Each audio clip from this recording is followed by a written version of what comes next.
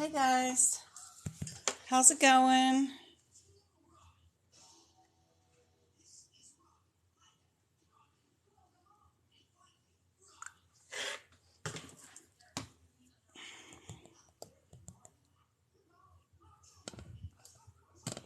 How's it going? We're fixing to do some practice CPC mock exam questions for medical coding.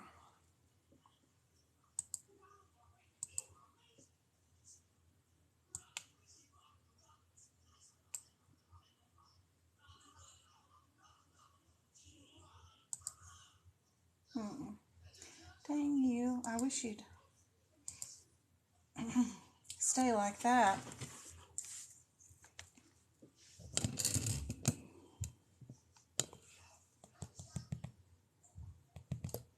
We're going to be going over the CPC practice exam mock questions.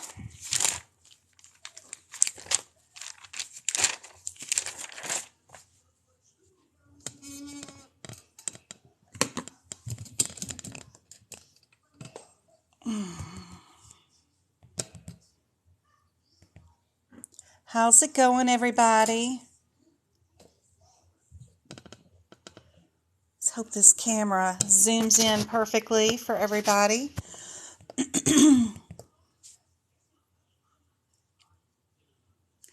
Hey, Cassie. How's it going? We've got so many coming up with our CPC exams pretty soon.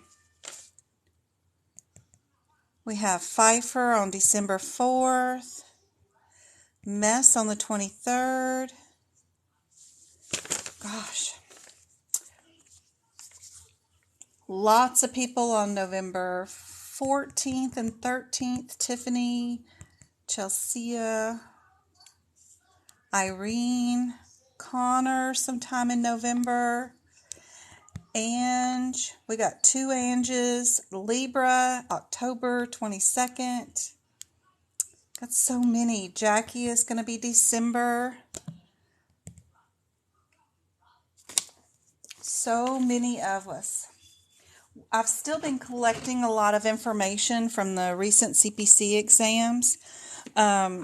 We had, I think, 3 this weekend exams taken. And I added some information to each one of the ones that I already had. We've talked about before about this sesamoid bone. So be sure you know that one in your anatomy. What Medicare covers. Another thing that Medicare covers, a new one that popped up yesterday. These are the items that I haven't gone through and written examples down, is this last little section right here in the gray. Medicare covers something about how many days, 30 days, and also something about a group home. So probably which part covers group homes, or just knowing exactly what part A, B, C, and D are will definitely help you. You can write just a few little sentences about each one in the front of your CPT book before the E&M section, and that will save you a lot of trouble. And a lot of times you think you know something, but then when you get to the test, you're like a deer in headlights and can't remember your name and date of birth. So please be sure and write down all the information you think you might need for the exam in there so that you know where to find it, number one. And plus, in case your mind goes blank, you'll have it there. Also, don't forget to write down your AAPC membership ID number somewhere, because you can't have an electronic device if you go in person. Your phone will probably be off and in the car or something, so you can't turn it on to go look it up. So be sure and have that number written down. Be sure you know what the venous valve is. We've talked about it before. Here's another definition for you. Be sure you know your guidelines for sepsis. This gets real difficult. We've got a lot of guidelines for sepsis. There's two different ways to look at sepsis. For number one, we've got with organ failure or without organ failure.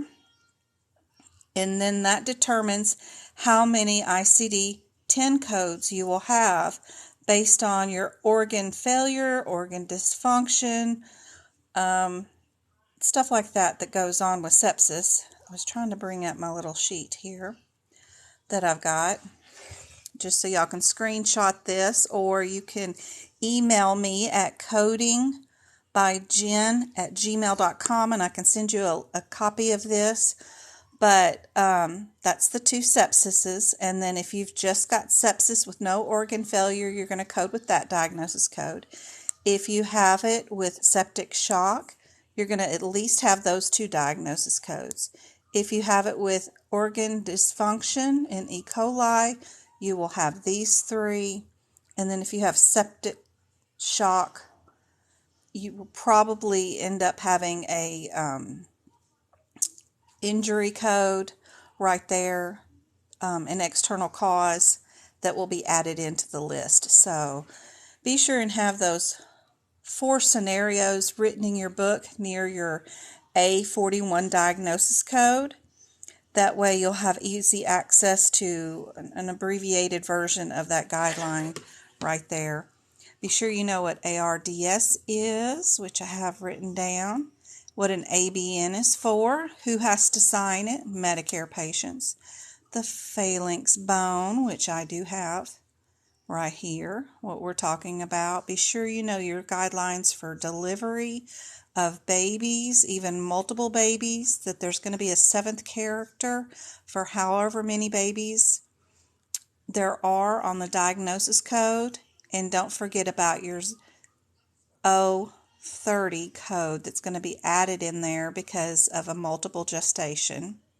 And I have 2 examples right here on how you would code it. She's pregnant with twins. She's close to her due date. They noticed one of them was breech. So we're going to report that code for maternal care for her breech presentation for her baby 2. See, 2 is for the fetus 2. Be sure you know how to code for multiple guidelines at once, like HIV with an injury or pregnancy with HIV and an injury. Be sure you know how to group those and which one comes first. We have some examples right here that you can screenshot if you want to. Be sure you know your differences in metastasized cancers, issues, things that go along with cancer. What do you code first? If you're there for getting chemotherapy or radiation, what do you code first? What do you code first if you're seeing the patient for their metastasized cancer versus their primary cancer? Yay, coupon. Hi, Kimberly. Be sure, if you get a chance and you're taking your CPC exam, if you get a chance to just even write down a word or two that was one of your definition words, or circle a CPT code that might have been on your test while you're working on a question, and send me that information, you can make a big difference in somebody's life by just giving us a small tidbit of information that you currently saw on your exam while you were taking it, because people will be taking it the next day or that weekend after you. And if you told them about one particular definition that made the difference, a lot of people are passing or not passing by one question. They're 2 points away from passing this. They're getting a 68. And if they knew one more definition or one more CPT code to watch out for, you could better their family's life, which betters the community, which betters all of us. So if you end up having any time, and I know that's a lot to ask because the stress of that exam is unbearable as it is, but if you happen to remember anything from your current test taking activities, that would be great to know any of your tidbit of information. But here's some more stuff that people have been sharing. Be sure you know the results of a uterine blockage. We saw this last week. I've added some information to it. It could end up in any one of these 4 diagnoses right here: the hydroureter, hydronephritesis, the enlargement of those kidneys. You could end up with a urocele or any of these things. So be sure you know something about urethral blockages and what could happen if that happens. There's some information on split thickness grafts versus full thickness graft scenarios. That's all we had last week, but I've added some information here. For skin grafting can be obtained from another area of a patient's body. It's called autograft. If you get the skin from another person, like a donor, it's called allograft. Then if you get skin from a pig, I've even seen skin from fishes, it's called this. Now, to graft a split thickness, it's going to be these codes right here. Your 15100 to your 15136. These are grafts and of the epidermis and the dermis of the body in increments of 100 square centimeters. Now, a full thickness are your CPT codes 15240 and 15261 through that range. And that involves both layers of the skin. It's divided into 2 groups. So half of those CPT codes, from 15240 to 15241 are of these, just your ears, of your forehead, cheek, chin, mouth, genitals, hands, and feet. And then your nose, ears, and eyelids and lips are divided into these 2 codes. So hopefully that's a little help. I'll do a 1-sheeter on this pretty soon. I just wanted to get it on our tracking sheet, I guess I'm calling this now, of what's on our CPC exams over the weekends, so that we have that information for the next time somebody takes one. I have some more information here if we're doing the split thickness and the full thickness graphs. Here's some more of the codes. This is the split thickness graphs are split out into a little bit easier range right here to read, and then these are the full thickness right here divided up into the body parts. So hopefully that helps a little bit. For the stage 3 kidney disease with hypertension, I put in 3 examples it looks like, of how those would be coded and reported. You can screenshot that real quick if you want to write those scenarios down. My recommendation is what I do for my ICD-10 book is to get my bookie out here. So some of these are going to have multiple diagnoses, like your kidney disease with your hypertension diagnosis. So what I do is I'll go to our N. Where is our N? N18. Oh, looky, I'm close. Looky, close. We're 10, yeah. What are we looking for? N18. Here's all of my CKD right here in my ICD book. This is an older version of the book, but it's okay. You'll see I have different colors and stuff listed here, but certain examples will say page 889.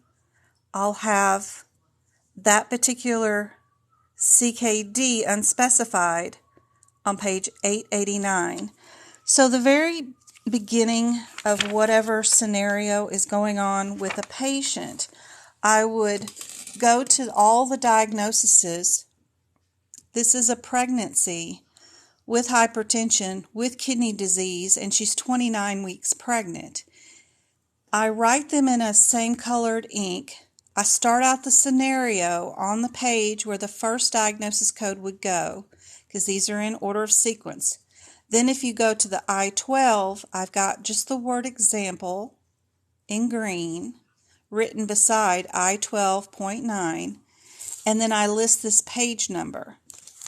Same thing for my kidney, same thing for my gestation, so that I can be referred back from all those codes to this original example.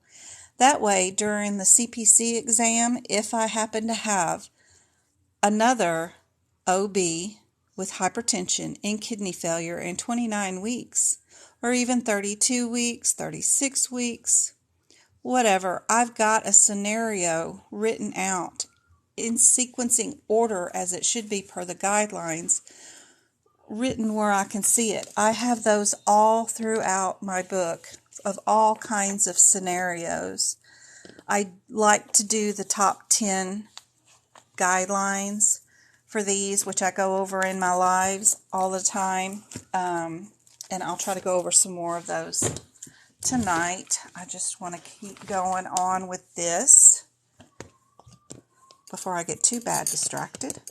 But that's how I keep up with these scenarios. I would write these down just like that in my ICD-10 book. The more you write these scenarios also, I mean, you got tens, thousands of pages of ICD-10 and CPT book. The more times you write these scenarios, the more often you'll see them, and you'll eventually get to learning these. A lot of these guidelines are super hard to memorize all the time. I'm trying to turn the whistling off. That was distracting. Sorry, my kids are watching TV, and the whistling was distracting to me. But the more times you write these scenarios, the better off you'll be. You'll learn a little bit more and retain a little bit more each time. So that's super helpful.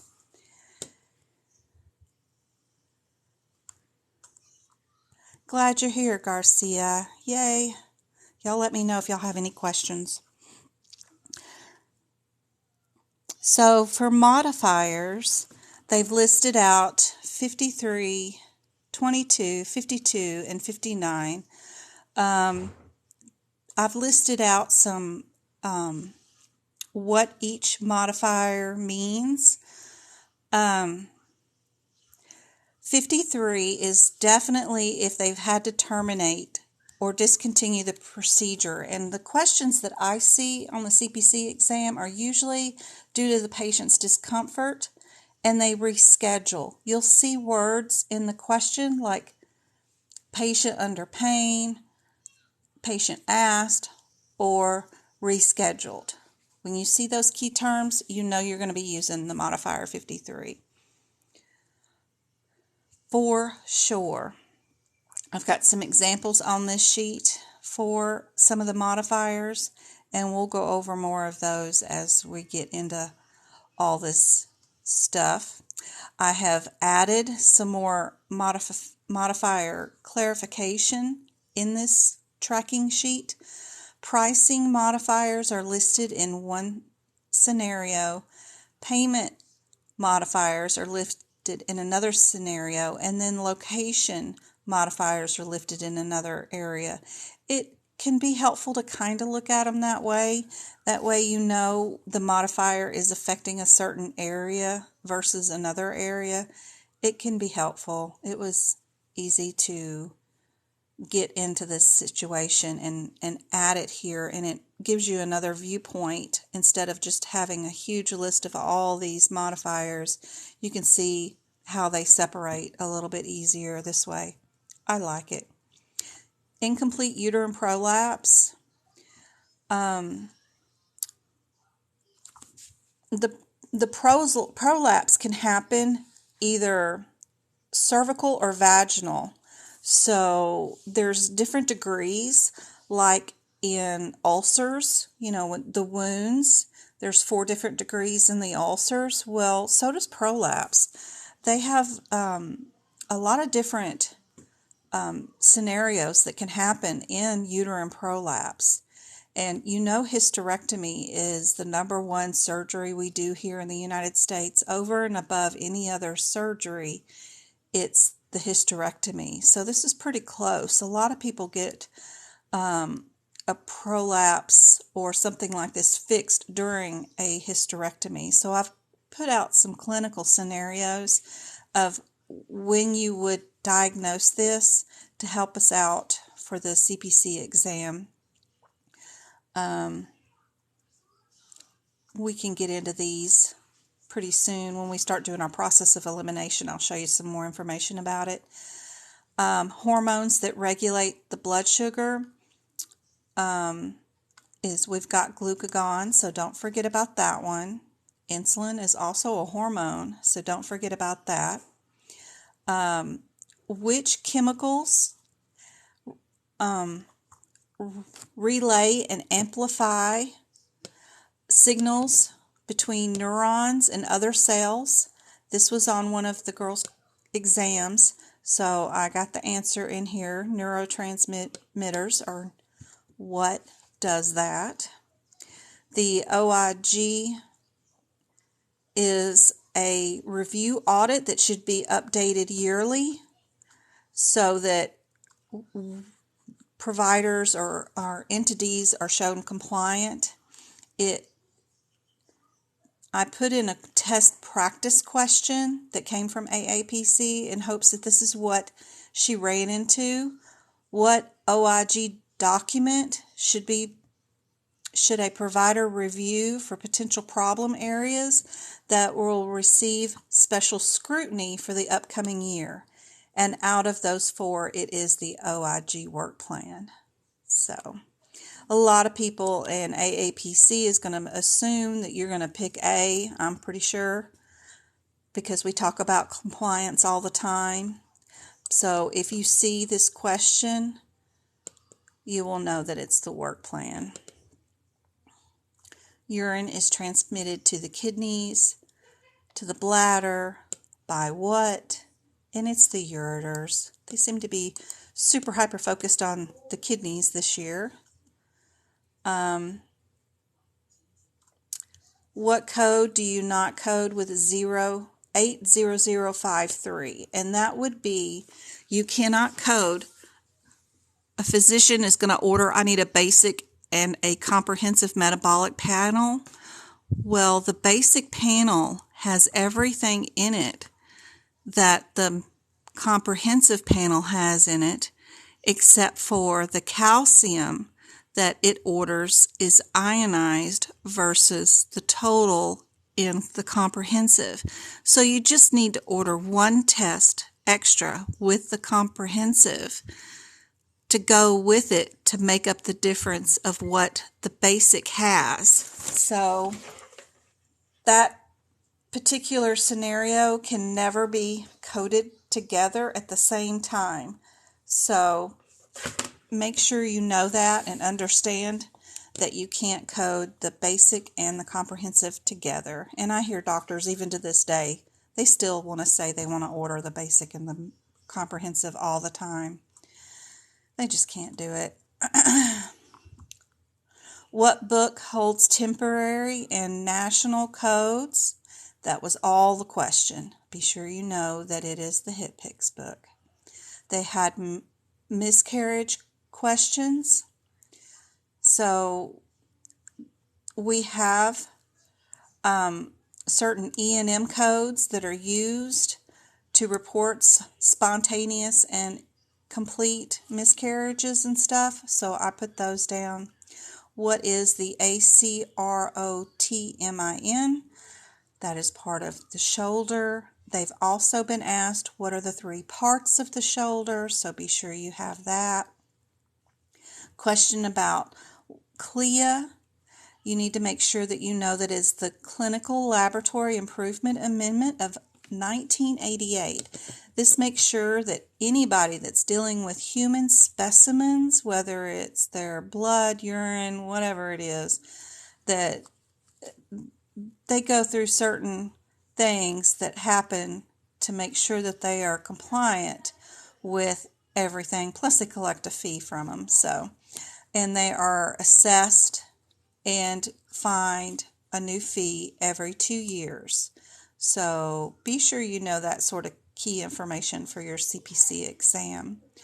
They had a fraudulent question about Medicare, and they also had some eye exam stuff about flipping the modifiers. So be sure you know E1 and E2 is the upper and lower lid modifiers for one eye, and then E3 and E4 is the upper and lower eyelid for another eye. So you need to make sure you know where those modifiers are quickly so that you can look those up, and usually they're on the front cover of your CPT book, so you can run to that super quick and find those there. Be sure you know that this is the removal of a tear duct right there. And 3 parts of the shoulder I still need to fix and put in there. And then the part of the eye that is transparent is the aqueous humerus. So be sure you know that. Still got to finish updating that into here. And then there was something about the opening of the vagina OS. So I put that in here. We have an internal cervical OS that opens up into the uterus. We also have an external cervical OS that opens up into the vagina. So be sure you know those 2 things for the CPC exam. They wanted to know what is a colposcopy. So we called them copos, is what we called them in the office. They go along with the same sort of things as a LEEP. A LEEP, we would use an electrical. It looks like, you know, those dental teeth cleaner things. Oh, I've got one here. It looks just like this, but electricity goes through those 2 wires. We stick it in the cervix and we pull like this, and we shave off the lining of the cervix to send for biopsy during the LEEP. Copos are along with that, and we can do biopsies and LEEPs and things while we're doing that.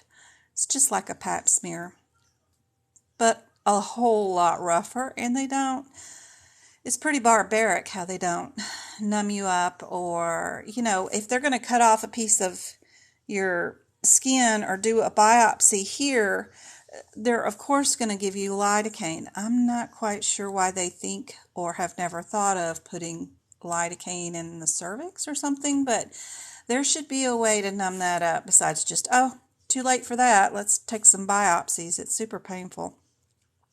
I still have these things to go over to add to our list and add some more data to. These were the things that were found out yesterday about the prone position. We've got some sleep study stuff.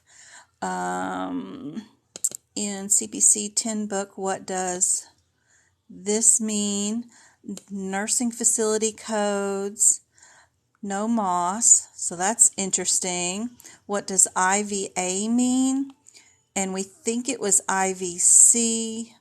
What does this one mean? Modifier TC. Of course, everybody has trouble with that one. We've got 2 CPT codes, and type 1 diabetes for the insulin dependent, which are usually, it's a genetic,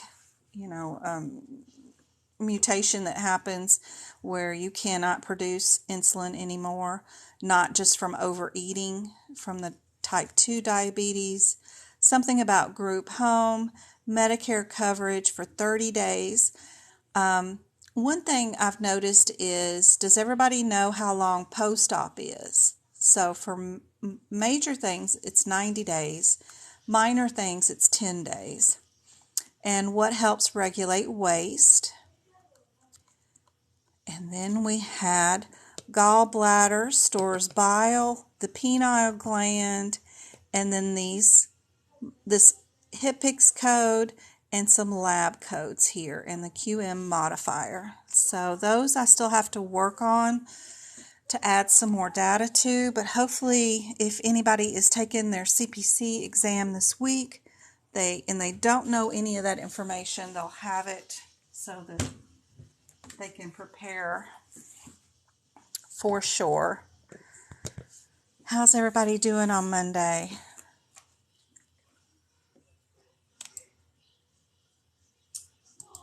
I am going to bring up some E&M questions I want to go over to see if y'all can do some of these that were interesting, and show y'all some more key terms that could be helpful during E&M.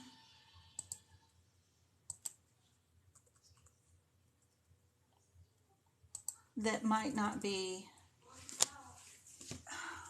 100% thought of before now.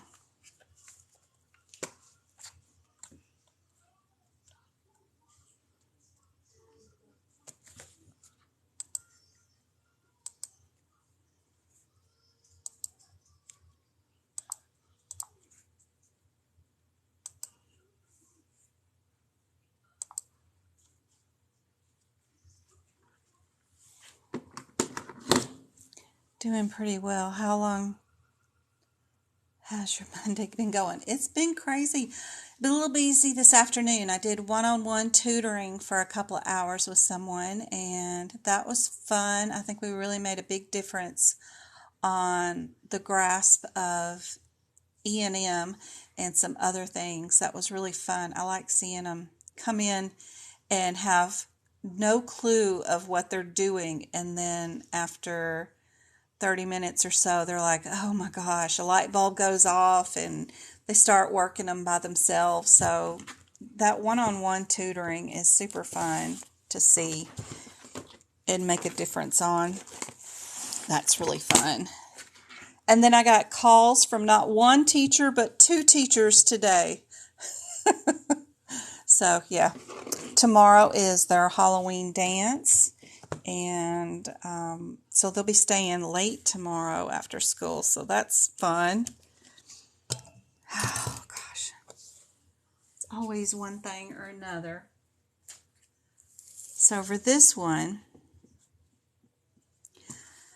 I love the process of elimination, but also I love the fact that we know some things about these codes just by looking at them too.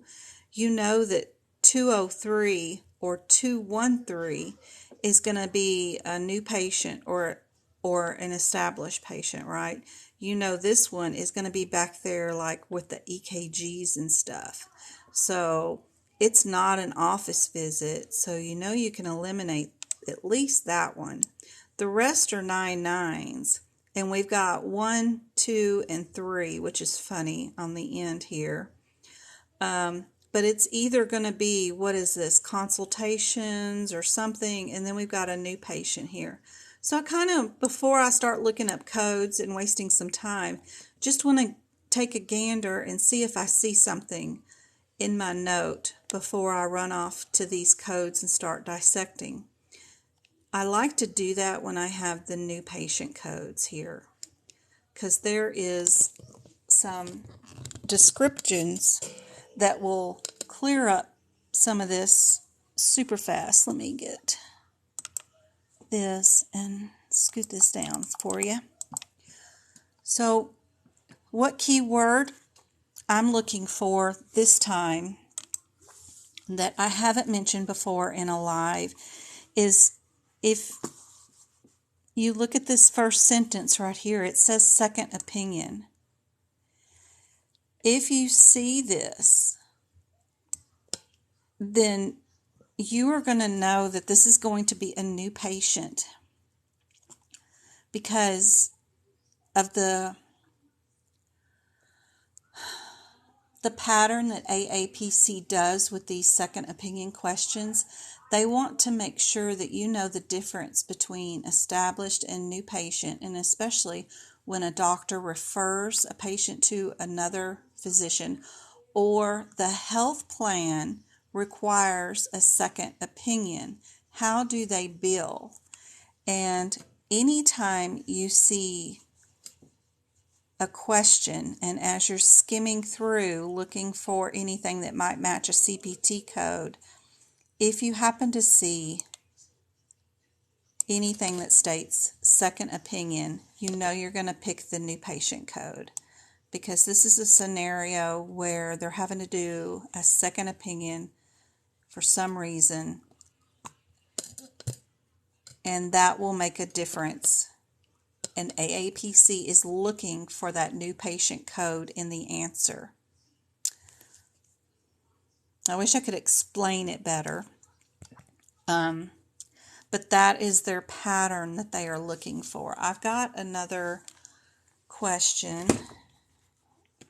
that is also the same thing that I wanted to show y'all. Do you know what modifier goes with an insurance company requiring a second opinion? That's probably a modifier y'all have not gone over.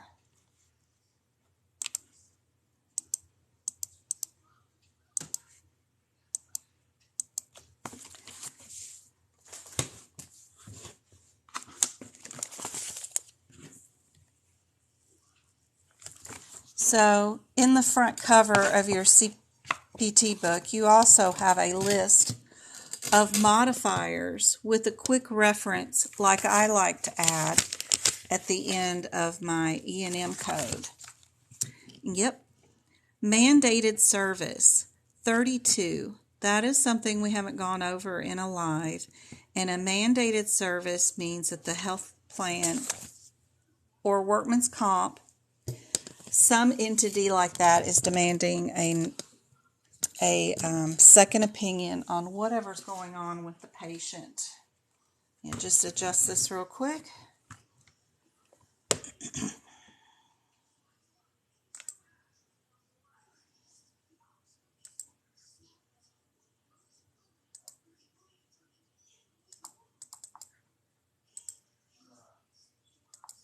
It was a slow, nice start to the day, but then the afternoon got super busy.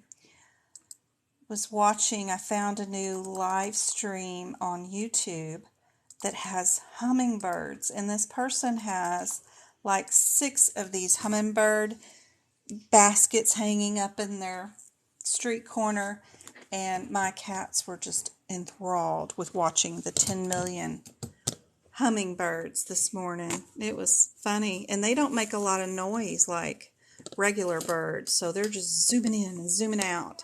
So that was super cool.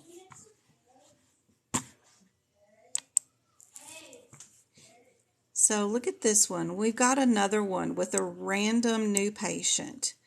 And you'll look at these, and we've got 2, 3, 3, 3. And they're all 2s. We've got 2 4s. And you might think, because of the process of elimination, that it's going to be one of these.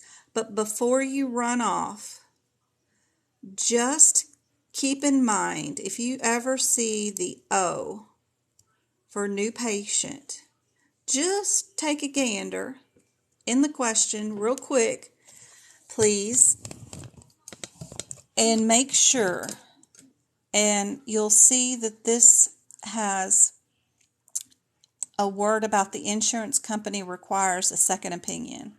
Because of that, we're definitely going to pick D and move on with our next question.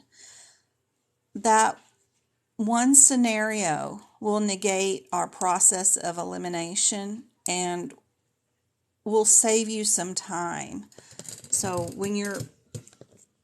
and this is only going to happen 1% of the time on these CPC questions, but it's something worth noting.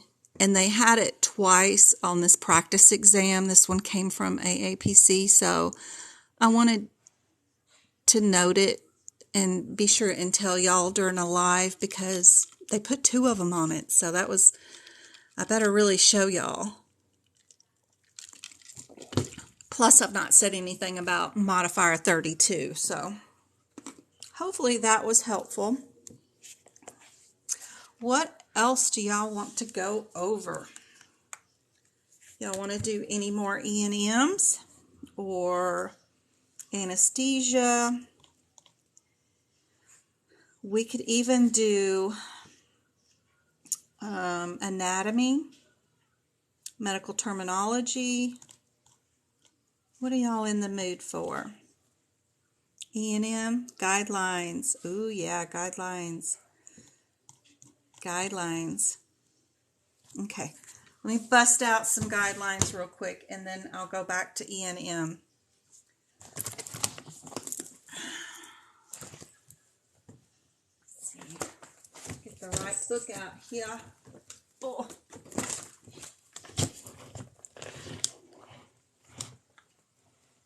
They're all falling. Falling. Stop falling. Oh.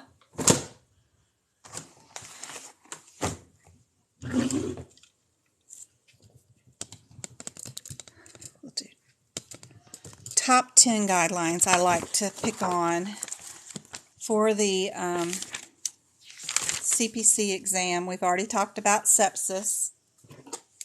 So let me...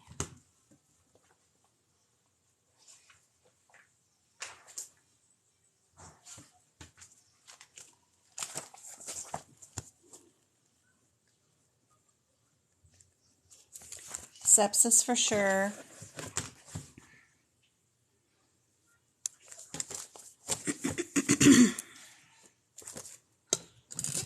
Acute and chronic.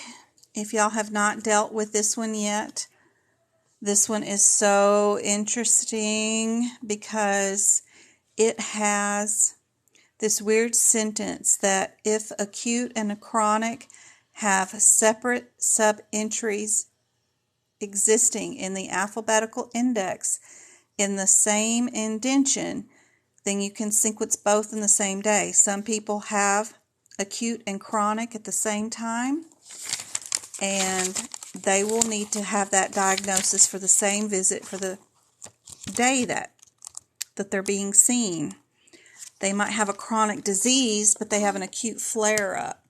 And what that sentence means is this yellow line appears at the second and fourth indentions throughout the index. That is what acute and chronic is referring to. This yellow line that nobody's probably told you about in any coding course affects the indentation of all these codes. That's a different indentation. That's a different indentation. That's a different indentation. If you look at, I like the thyroiditis because it's easy to find usually. If you look at the condition thyroiditis, it's one of our ones that has acute and chronic on the same yellow line. That means a patient can have a chronic disease. They have an acute flare-up. They come into the doctor's office, need to get seen and treated for their acute flare-up, for their chronic condition. And you would code acute first, chronic second. If they were not on the same indentation line, then you could not code them on the same visit.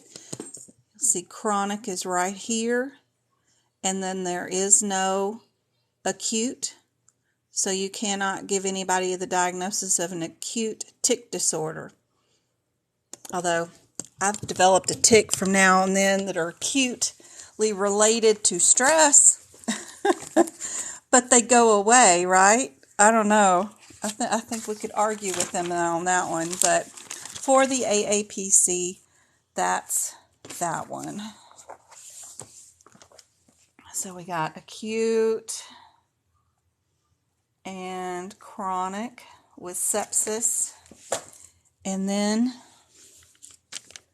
we need to do we need to do another one. Oh my gosh, my notes are crazy. Y'all are going to be so... I've already got the 2022 guidelines done, but I ended up typing all this and typing the guidelines so you don't have to read my chicken scratch, and you won't have to worry about it turning from a picture into a PDF and maybe looking a little blurry. It's all PDF. So the guidelines are up for 2022, and they're chock full of examples of this is how you code this one, this is how you code that one. So they're on the link in bio, and there's a coupon there too if you want that. But it would even help for this year's book, because whatever I've got written in, you just have extra stuff for the added guidelines from last year to this year. And there's only just maybe 5 things added from one year to the next. So nothing major that changes any guidelines. There's just some that add. The only thing they changed is there's no longer mother written in here for OB. It's just patient. They don't, they took all the any type of masculinity or feminine names out of the book. And that's about the only change. They just added a few more things. Like the social, like you can now code for homelessness and live in a domestic violence situation. You can now code for those. So that's super independent. So be sure you know how to code your HIV and AIDS. Everybody knows these, right? But what you might get confused on is, what if they have a fractured leg and they're asymptomatic with their HIV or AIDS? What do you code first? Well, you code the reason why they're there, which is the leg injury. Then you'll add in those codes secondary. Not too hard there. I have some charts that are now typed, but asymptomatic, symptomatic, you would code the unrelated condition first, any other conditions that go along with it, or like hypertension, those kind of things. Then if they didn't have any symptoms, you're coding here, and then if they do, then you've got all these right here going on. Not too hard.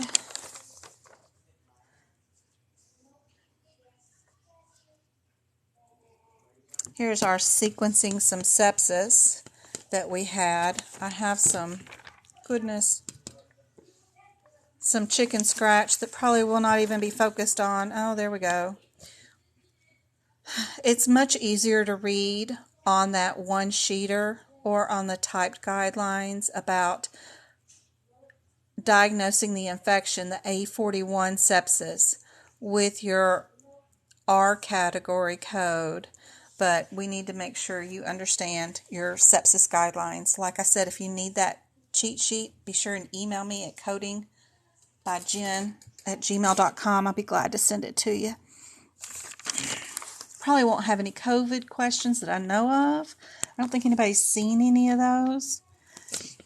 You need to be sure and know when to code your Z code, your Z51. There's a dot after it. You know, I don't have a copy of my top 10 cheat sheets yet, which is something I want to do. I just haven't slowed down enough to do it, that's why I'm sitting here writing this out so that I can do I'll remember to do my top 10 for it. I think that would be really helpful, and I can add to it as people say, this guideline was on my exam, guideline was on my exam.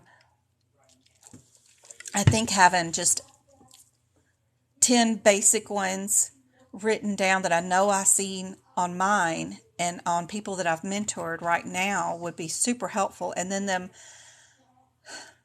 not like this. Look at all that mess. I can break it down into smaller, plainer terms that you can understand. So I need to create that.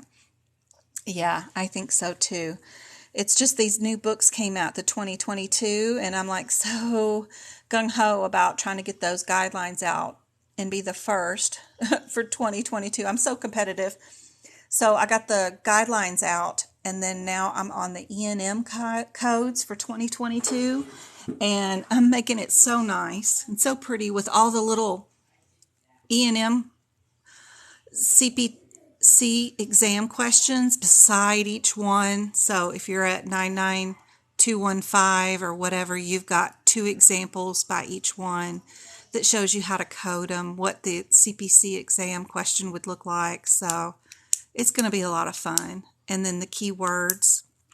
So I'm just I need to hire me somebody here to type stuff up for me.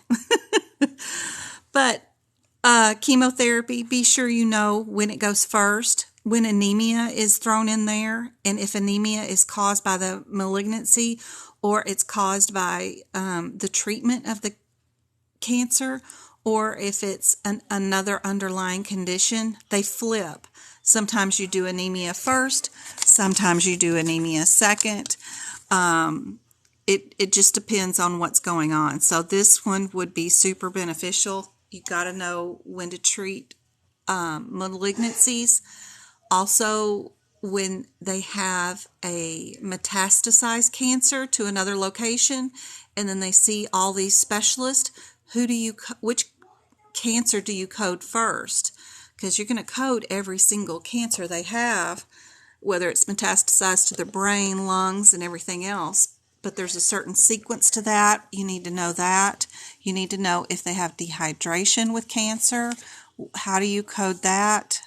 Dehydration when it's poisoning, or allergic reactions. They need those. Allergic reactions, medication reactions, poisoning, like alcohol poisoning, injuries. How do you do your external causes? I had a baseball hit somebody in the face, and then I had a guy leaving a bar. He got hit with something at the bar, and then I had a chainsaw injury. How do you code those? What goes first?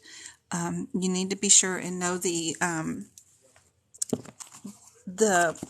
there's 5 different things to keep it in order for doing any kind of external causes in our guidelines. I like to add that information into the index, and then I also put that order of the way that they're coded back here at the actual codes. I'm really a proponent for getting your guidelines out of the front of the book where it's all messy and moving them to the codes so that you have it during the exam, so it's not so difficult to find, because there's no way in 90 seconds per question that you're going to have time to go review your guidelines, read this, understand it, and then go deal with your question. You better already know this or have it written with the codes, because you're already going to have to go look up codes.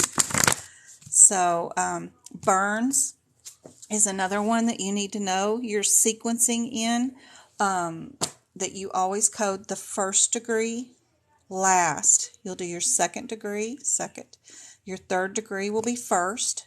If you have corrosion, like battery acid, chemicals, that gets coded before fire flames, burns first. And they're by degree too. Third first, second, and then first.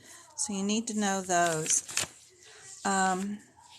You need to know your guidelines for underdosing and overdosing, because they're going to involve some T codes, some injury codes before you do their diagnosing codes for that. And pressure ulcers, you have those pressure ulcers. You've got 4 stages of that. And I had one today on our thing, and I can't remember what it was, because referenced pressure ulcers with it. There was something else. It's on my tracking sheet of what's on the CPC exam, but there's something else that we track with this. May have been the sepsis. Not sure. We need to be sure and remember those, and then what high-risk OB is and what that entails. You need to make sure you know those. And complications that happen that you need to document in order. If she's pregnant and she breaks her ankle, then you're going to code her ankle if she's being seen for her ankle first. Then you'll do her pregnancy. But if she's pregnant, you need to make sure that you understand that you need to code how many fetuses are in there as soon as we know. If there's multiple and they have 7th characters that go with them, plus a special added diagnosis code that goes with those for multiple pregnancies. And let's see. In absence of documentation, what are your guidelines for coding established patients versus new patients? Absence of guidelines. Absence of documentation is what I meant. Absence of documentation. Because a lot of things happen and you need to know what to do if you just don't have the documentation. Like with diabetes, if they don't tell you if it's type 1 or type 2, then you need to know that you always document type 2, right? Some of it isn't too hard, some of it is. If a newborn has sepsis, there can be another set of guidelines for that. I have not done anything on the newborn sepsis. I haven't seen it on the CPC exam, but that doesn't mean they won't start asking about it, but definitely something I should add to my one-sheeter, I think. That way I have it all into one thing. There is a stroke scale. Probably ought to know that one. Stroke scale. How many do I already have? 1, 2, 3, 4, 5, 6, 7, 8, 9, 10, 11. I've got 11 already down. And I didn't put external causes down. Okay, we're going to have a top 12. Because we need that external causes. And then you're going to need to have, if they have a drug reaction to a prescription that was given to them correctly for their condition, and then they took the medicine correctly as prescribed, how do you code it? And then there's a different way if they took it inappropriately or tried to overdose on it. There's a different way to code that. So that would definitely help. And then there's our external causes. And that's it of the guidelines. So we need a top 12 sheet for that, for sure. All right, let me get some E&M questions up. And we will work in the red for sure. Be sure you have your acronyms up, and please, do not forget the back cover of your CPT book has tons of acronyms. So when you run into IVC or ESRD or what is this, you have it back here. And you can add to this. This is in alphabetical order, so it doesn't matter what condition. If you have something that's in the A's that isn't listed here, write it in. Find you some space here to even make this list even bigger. Don't forget it's there during your exam. I've had a couple of people forget it's there, and they could have figured it out if they just remembered it was there. So don't forget your acronyms. Get my mouse.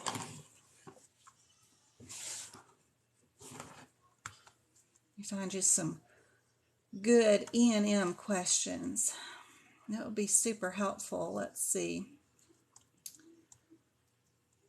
Let me know in the comments too if you have any questions, because all that helps. If you need someone to type for you, I'm available. It's hard because, you do the top 12 guidelines. Well, then it's like, how do you pare those guidelines down to, I just have to tell you everything. And by the time I tell you everything to write, I could have typed it. That's the hard part. It's all this knowledge I got in my head. How do I get it out fast enough? I'm not sure how to even let go of any of it to get it done faster. I don't know. Could at least get I don't know. If anybody wants to type up the freaking anesthesia CPT codes, they could do that whole section. But then I still have to pare it down. I can't have it word for word for copyright, so I just take, what I'm going to be doing is taking the key words that are different from one to the other and then adding the examples. So I have to cut it all down to where it's not anybody else's work and make it our own for sure. But that's okay. I'll get there eventually. Let's see. This is a really good one too, right here. You just separate it out from the rest of the exam questions because it's the process of elimination. The hardest part of it is just letting go of being able to go to an index and code properly or read every word of the patient's chart and code it so well, because I know all of you want to prove to the world that you are a good coder and you're valid and you are eligible for a good job, a good career, and you want to do a really good job. But this CPC exam is not a exam that will show off your coding skills. There's not one thing in there that will show off your coding skills at all. This is just a race against time and a race against a flurry of information that you need to know how to weed out fast. So that's what I'm trying to do, is show you tips and tricks to be able to negate all the psychological warfare they've got in here so that you can pick out your answers within 90 seconds, which is unrealistic to code anybody's chart. The most I've seen here in the United States, you're supposed to do 90 charts a day. That's an 8-hour shift, however many that is. 90, so that'd be 10 an hour. So, somewhere around in that range. And they don't give you that time to do that, and they should. So, anyway, just to keep ranting. So, here's an example of an E&M. We've got, I gotta turn on my little drawing thing. We've got the 44, the 14, and the 14. For process of elimination, of course, you're going to probably think that this 14 and 14 are going to be right. You have this weird one that's this procedure, right? And then you've got this weird one that's 44. Modifiers are all over the place. You either have right or 57, and you've got another right and a 57, and then the dreaded 59, which no one knows how to code. Even the guidelines even say, if at all, none of the other modifiers anywhere else will go onto that patient's chart for that particular visit, then you can use 59. 59 is the last resort for in real life, guys, when y'all are really coding. So, last resort code. It's the most misused code in the world. So, you got a weird gamut of stuff right here. And I don't want y'all reading the questions. You know, I hate that. If you start reading the questions from one end to the other, you're going to get confused by what's in there. The words are going to direct you to look in the wrong spot, and I don't like y'all looking at them. But it's never a bad thing to look at the last word, right? What are they asking here? How would you report the procedure? They didn't ask you, how do you code this day or this scenario or this office visit or this anything. All they wanted you to answer was, how do you code the procedure? And it doesn't even say procedures, right? It just says procedure. They're giving you a hint here as to what the answer is going to be. What do y'all think? Just based off that. Anybody want to guess?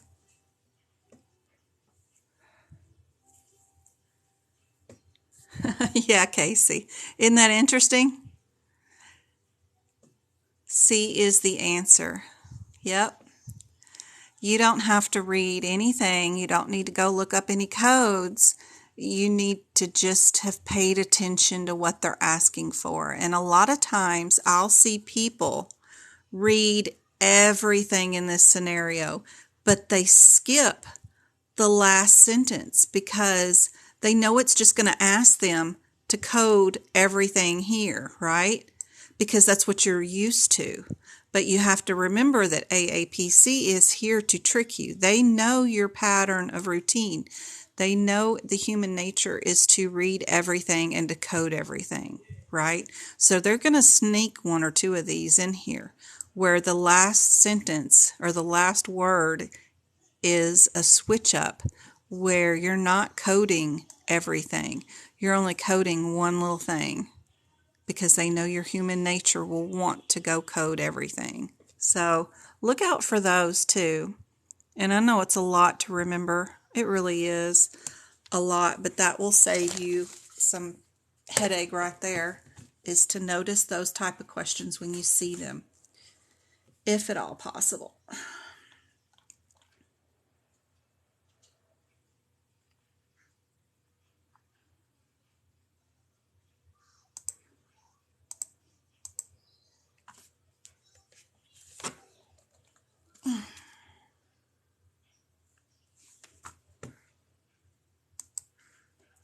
And get one more up here.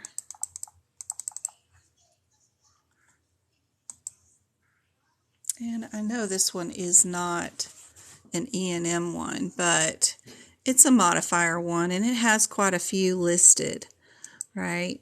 You've got a gamut of these. For process of elimination, of course, I love the 76 and 77 because they're only one number apart. These two are both 50s. It's interesting. But on this one, instead of going and running and learning what all four of them are really quick, I mean, not learning, but remembering a little bit about each of them before you move up, you might just want to take a gander just to see. And if you take a gander and you see anything with redo right here, that's going to give you a clue as to which one this one might be. And if we were looking at the 76 and the 77, they're both repeat procedures, right? One of them is by the same physician, and then the other one is by another qualified human being to redo it. This one does not, and this one does say the word same physician, so definitely going to be your 76. But if they have one that's just a gamut of modifiers, it doesn't hurt to go look for some key terms. If it had been, let's see, 54 is surgical care only. you would see the word only, or you would see the word follow up with ortho. You would see them state in the last part of the sentence that they were instructed to follow up with their ortho doctor, because whatever they did in the surgery is not going to be followed by them. So that's what 54 is for. 77 is just a repeat procedure by a different physician, and 59 is our last resort modifier for sure on that one. Find you another E&M one that I find interesting. Let's see. We had some really cool ones today in the tutoring session. That was really cool.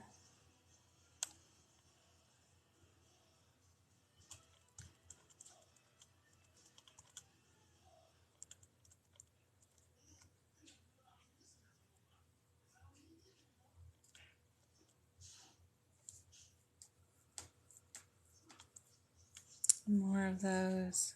Yeah. I love critical care, y'all. Critical care is one of my favorite ones to code. Anytime they say critical care, I'm like all over it because it's just the best to code. I'm trying to get this to delete. There we go.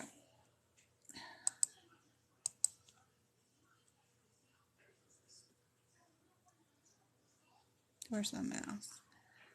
My keyboard. Oh yeah, I don't have to have my keyboard.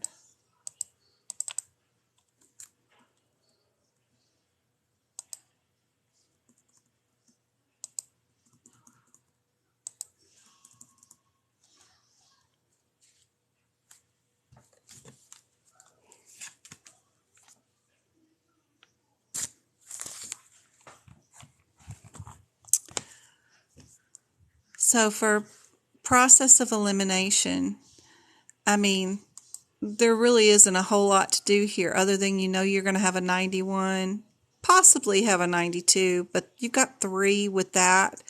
So the difference, and we've got 84 in all of them, so there's a string of something that's related to each other that's going to make a difference. So we just need to go to our first code, the 99291.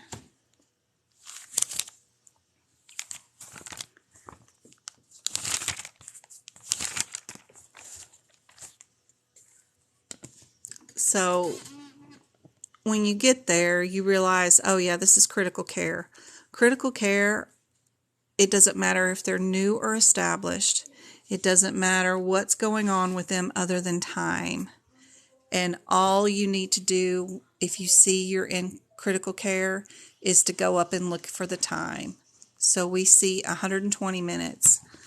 So do not do this math that's in the code where it says the first 20 to 74 minutes.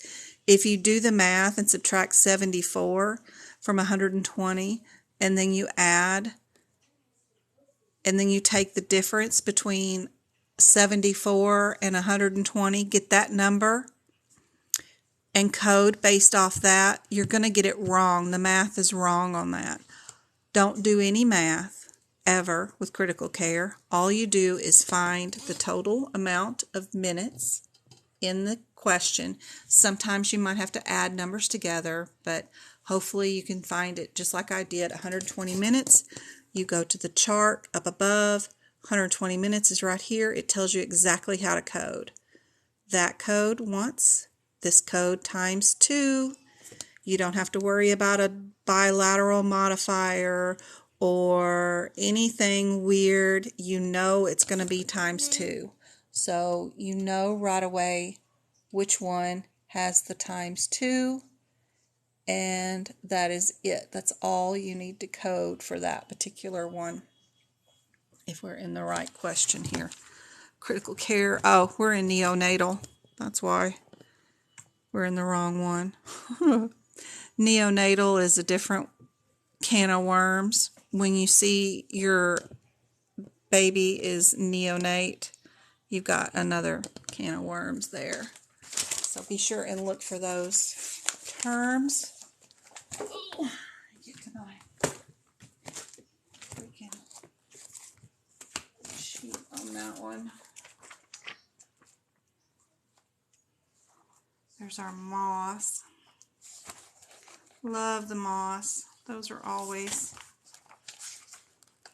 easy to code for me too.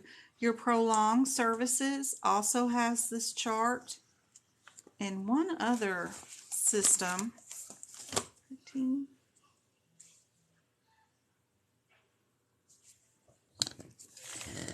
So this one is your D because it matches your 120 that's in your chart. If you could see it, if my camera would go, there we go. It's the one with the ×2. The only other one with the ×2 on the second code is not even there. They were doing another procedure because there was a neonate. Sometimes it's CPR or something like that.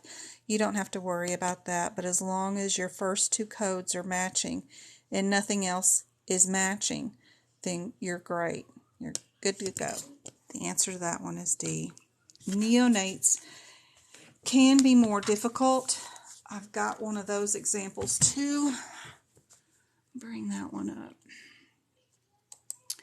They can get complicated when you start doing CPR on the babies, and it's based off of how old they are. So this one right here, let me erase my already drawn on stuff and separate this so we can just see the codes. All right.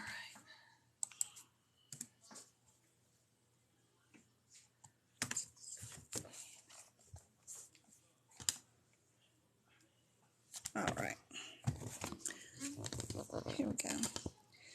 This one, for process of elimination, there ain't nothing in the world we can do there but start at the top and work our way down, since the codes are all 4 in sequence, right? So we need to go see what 85 is. 99485.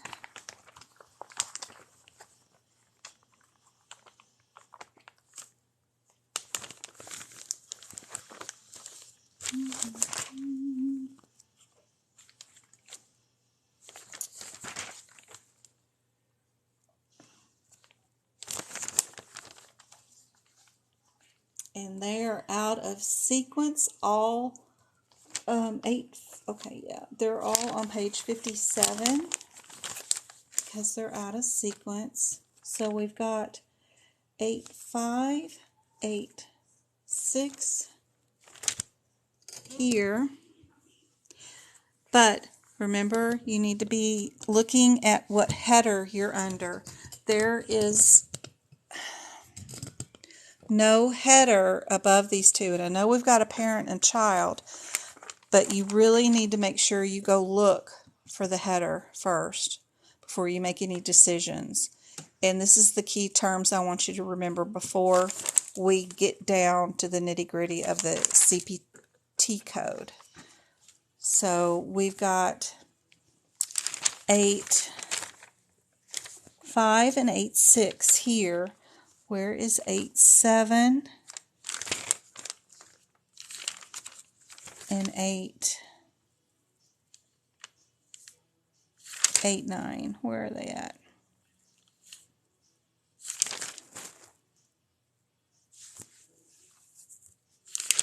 Wherever. I hate these out of sequence ones. Those are on 64. And again, you need to know what header you're under, which is, of course, on the wrong side of the page. We've got complex chronic care management. The other one was pediatric critical care. So now we can look at these CPT codes and peruse this thing to see what we've got going on. And we do have a 24-month age kid who was injured. And we're doing critically injured pediatric patient. Neonate critically care services. Right here, they have to be, according to your guidelines, to be considered neonate critical care services. Even though this says inpatient, this particular example is not going to be inpatient because it says and right here, pediatric neonate critical care services. Neonate means anybody under 24 months of age younger. The exam question does have 24 months or younger listed.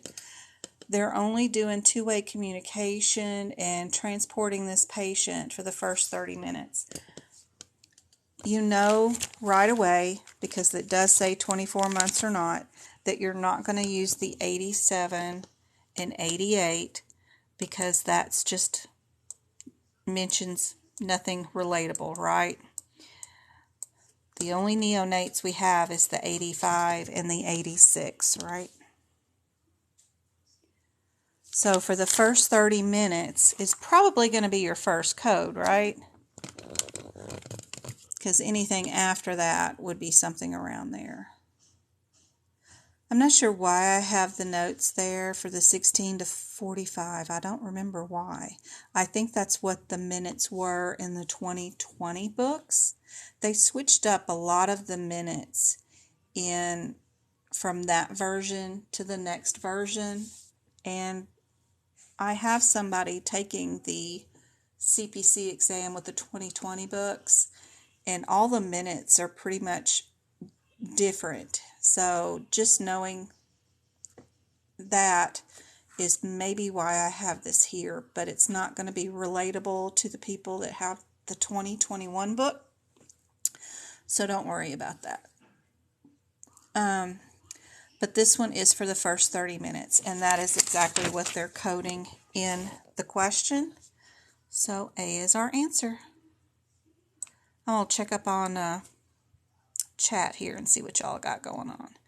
When I coded for urgent care, they wanted me to put modifier 959 on everything.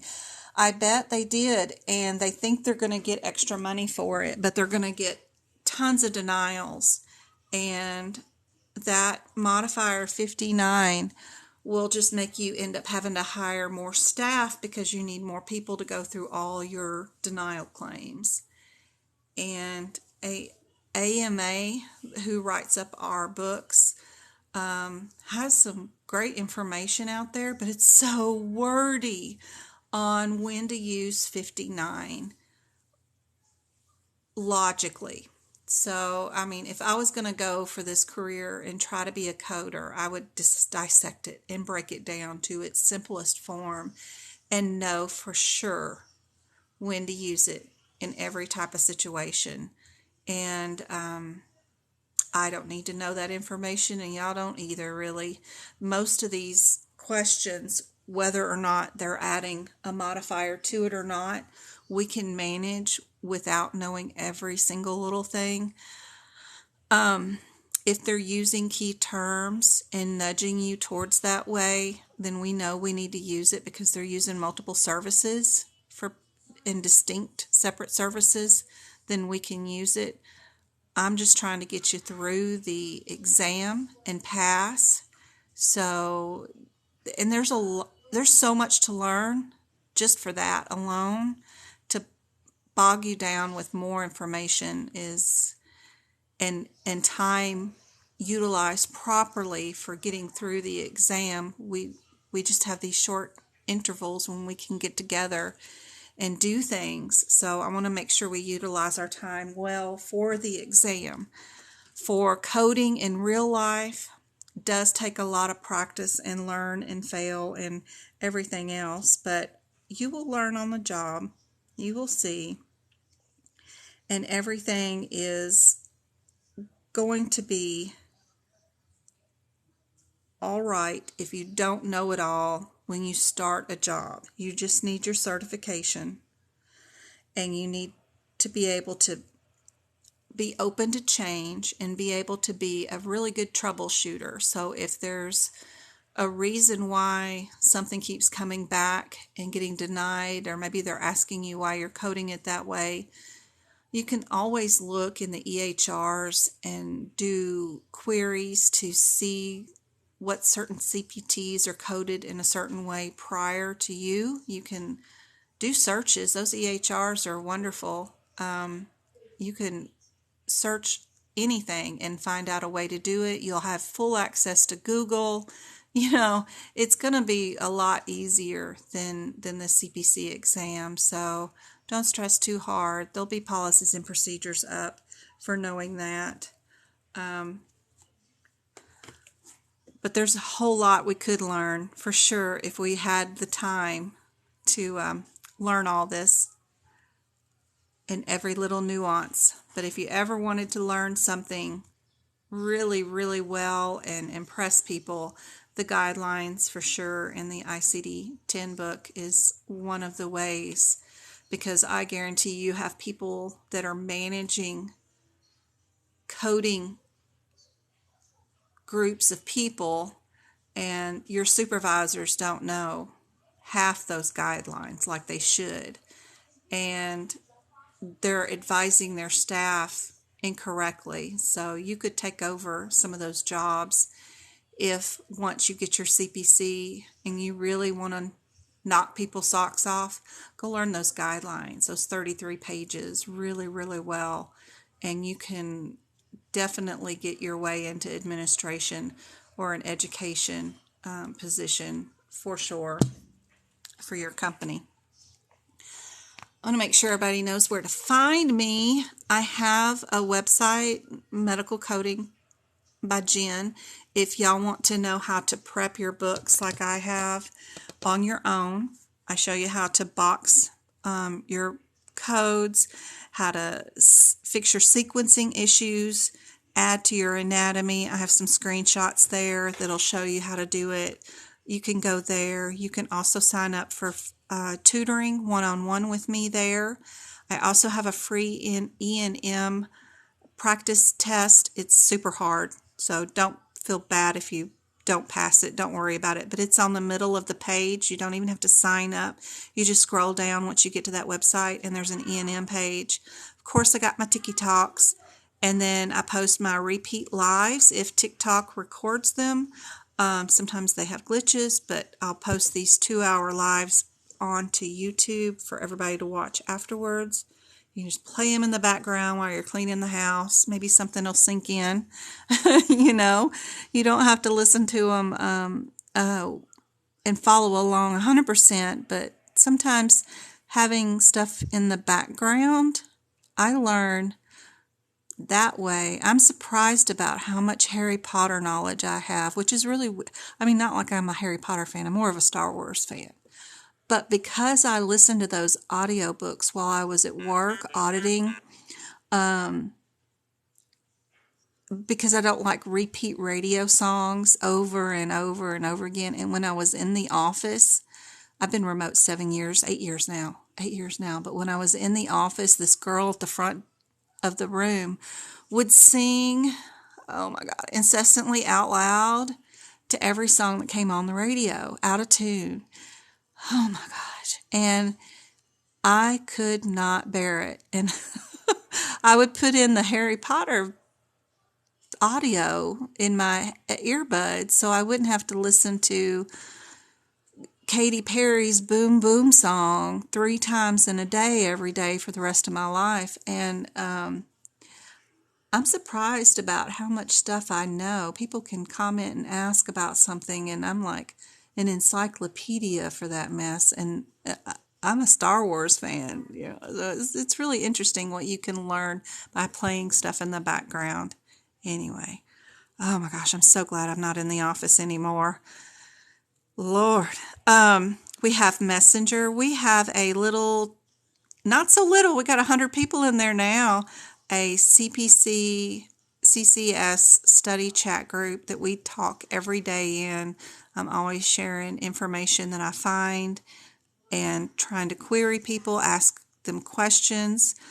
and let you know my progress on notes that I'm doing for and when lives are. So if you ever wanted to join in on daily chat for the CPC exam, just follow me at Jen Brewer on Messenger. It's the same profile pic, and you can find me there. And of course, if you want page by page copies of all my notes, they're there at that location. And there's a link in bio for a coupon. But I'm more than happy to teach you how to do all this where you don't have to spend any money. I know AAPC has y'all for enough money as it is between the memberships and the fees and the books. Everything that you have to buy for all this can be quite crazy. So I'm not in this for the money. I am just here to help. My part of the COVID thing, seeing people suffer and want to get out of working in public, be home more with their kids since they were just able to be there for a while, and then not able to pass. Really? That's ridiculous. Why were they not able to pass? There was found somebody the other day that has taken it 9 times. 9 times, and she just failed again. So one of the people that I'm mentoring said they sent her my information. I haven't heard from her yet, but holy crap, that's ridiculous. And there's a reason why she's failed 9 times. It's because AAPC wants her to. And they write these questions out so that you do fail. All right. Here's another question I really like because it's very interesting. We've got another 03. And remember, I told you that we should look to see if somebody is a new patient. We also, for the process of elimination, I really like the 40 and the 42.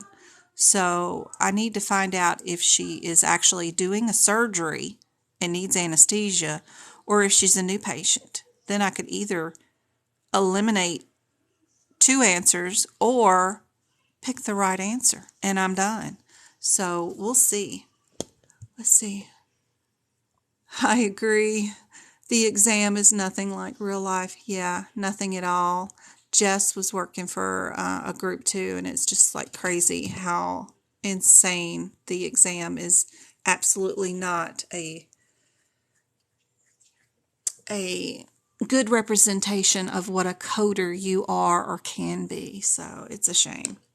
So we're just going to skim our question so that we're not having to go, we need a direction because the process of elimination here is too out the door. I don't know if we got a new patient, and I don't know if we're doing anesthesia. And I know that this is anesthesia, and I know that this is new patient. So looking up the codes isn't going to give me any more information than I already really kind of need to know anyway. So I'm going to gander up here.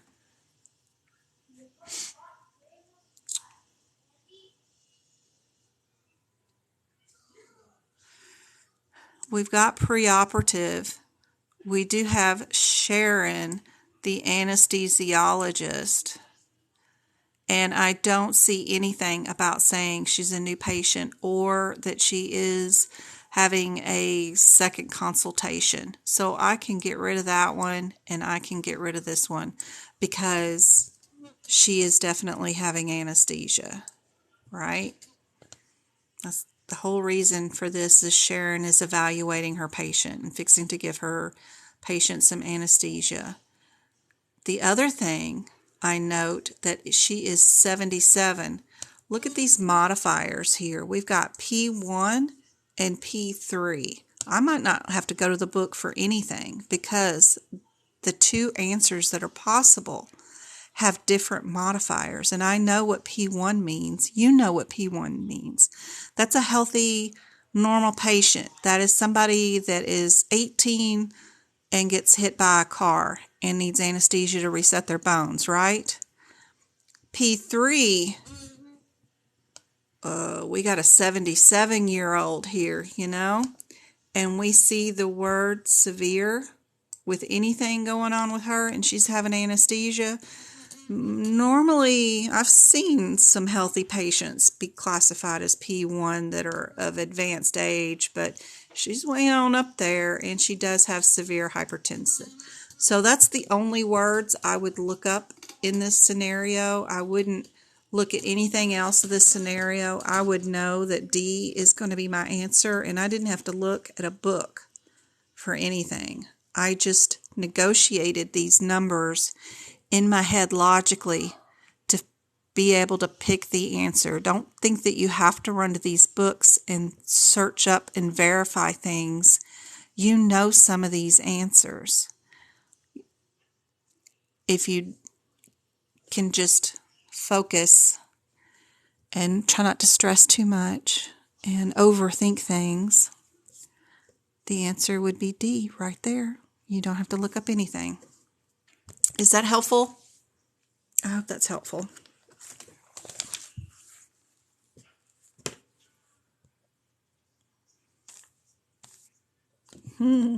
Yeah, but she's having surgery, and nobody ever sees a repeat anesthesiologist. Every patient is new to an anesthesiologist, right? Do you have a routine anesthesiologist? You might if you are Kim Kardashian, you go see them once a year for body maintenance or something. I have no idea, but there is no not a new patient for an anesthesiologist. So anytime you're going to see an anesthesiologist, every single patient is a new patient. So don't worry about that part. Good. Thanks, Ange. I'm glad that's helpful. Let me see if I got another question that I really like. This was a neat E&M page. This was a cool one because I have talked about this before, but I haven't gone on to detail about what you can code with it and what you cannot code with it.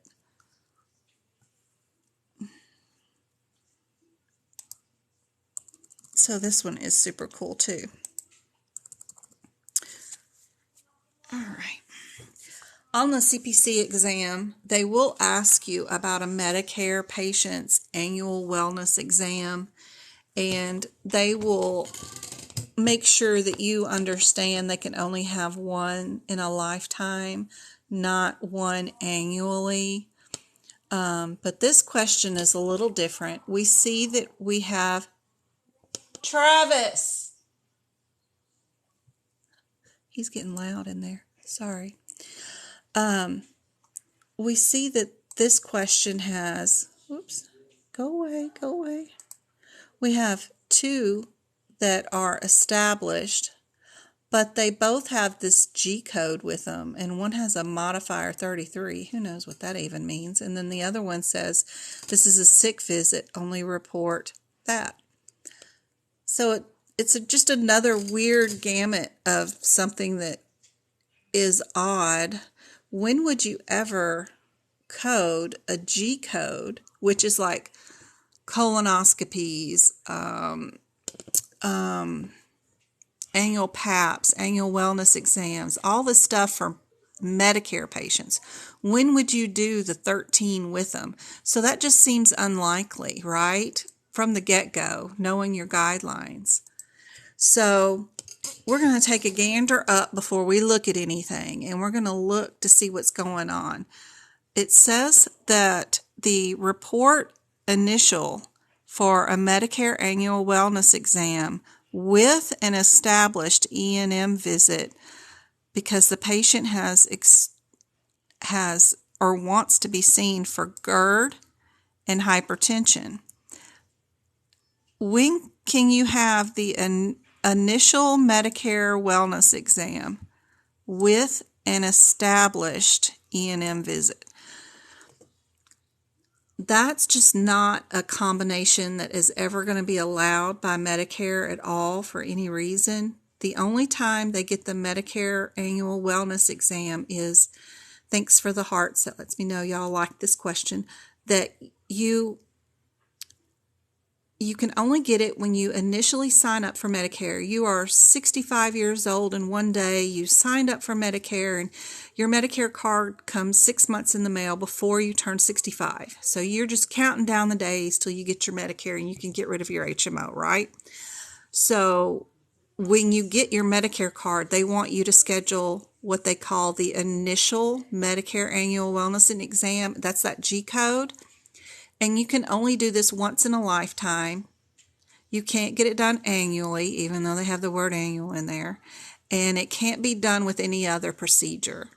And so you would not code these two together. You would only, if they actually did see the patient that day and they treated her for her GERD and her hypertension, and she was an established patient, she would just be the 99213. You would only code that. Her annual would just not happen because the first time she uses it, her Medicare, it needs to be an initial Medicare annual wellness. And she fluffed out of it and got just an established. She was already established with a primary care physician. So that annual wellness is supposed to go over everything from her living to her functional status to depression, dementia. They should have her write on the page where you follow the directions. Can she fold the piece of paper in half? You've seen these exams maybe done. Can she draw a clock on the piece of paper with the hours listed? Can she draw a square, a circle, triangle, or he? And it's the mental function. They'll do a depression screening. They'll do her living conditions, make sure she knows like preventative stuff to get rid of the cords, the plug-in cords that are all over the place. Make sure that she has the correct shoes. She's not trying to wear 6-inch heels, stuff like that. Because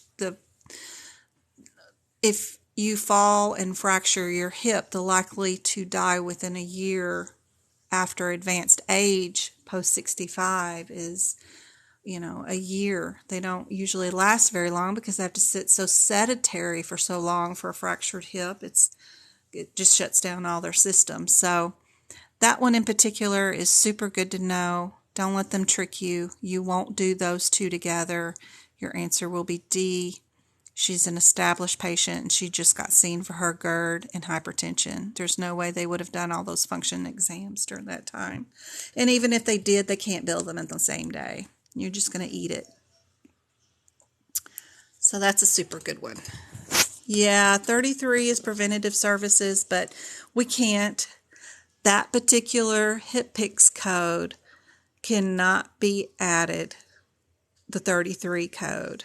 That annual, but it's really initial Medicare introduction wellness exam is something special that they should only get once they get Medicare. Schedule a full outbreak of an exam. They should even get an EKG. They should have their hearing test. They should get a gamut of stuff done that day from their PCP. A good, thorough look from head to toe, their neurological functions, their coping skills, make sure they got their advanced directive done. They need to make sure that they have a visual exam to see whether they should be even driving anymore. All this stuff. There should be a lot that's done in that visit that they're not going to do. That's a really special G code right there.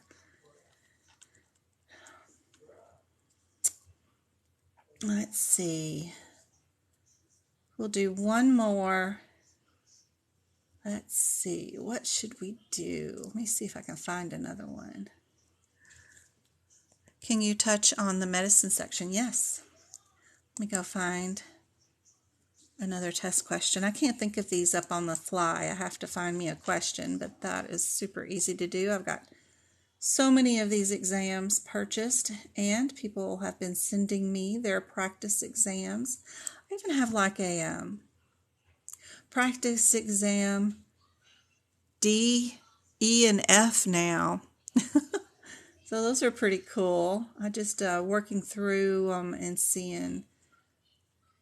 I don't have the answers to it, but I'm hoping that I'm going to be correct on those. I like the ones where I get the bona fide answers to them, because that way I can figure out why their reasoning is that way. Because sometimes, coding is subjective. What you see in a patient's chart or on your note could be interpreted differently between people, just like doctors have different opinions on patients. You're going to come to the diagnosis differently, and coders will come up on coding situations differently. That's why I hate coding. Never wanted to go into coding. I love auditing because there's a black and white, right and wrong on that, and I love auditing. Yeah, I do not like coding. Not one bit. But I don't mind showing y'all how. Let's see. All right, how about this one? Something about some specimens. We got some blocks and some microscopic something being sent somewhere. That sounds difficult.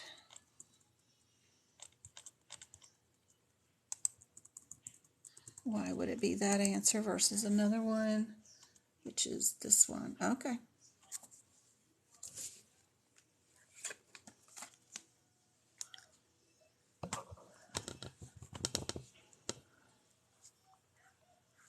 All right. So this one, we've got 231s. Quit focusing in and out. Stop it. We got 231s. Yeah. Where's my drawing tool? I got rid of it, I guess. We've got 231s. They both have the same modifier. Then they got different second codes, which is interesting. And then we've got this one that just has one code, and then they're super close together. That might be easier to figure out first, and if we happen to match some things, then we can stop. If we were going to evaluate this and that, they're far away, plus one of them has an addition. We'd need to know if you can code one with the other. It's just more involved. So I would either like to eliminate these really quick or pick one of these really quick is my thoughts on this one. So 8050000. Let's see, where are we at? We're more into lab and path. I didn't get to medicine. Close. 805. 805. Ugh. Can I even find it? I hate lab and path because you can't find any darn codes. 805. 00 and 02. We've got under the heading of consultation pathology. We've got limited and comprehensive. Let's see what our question says. Oops, where'd you go? There we go.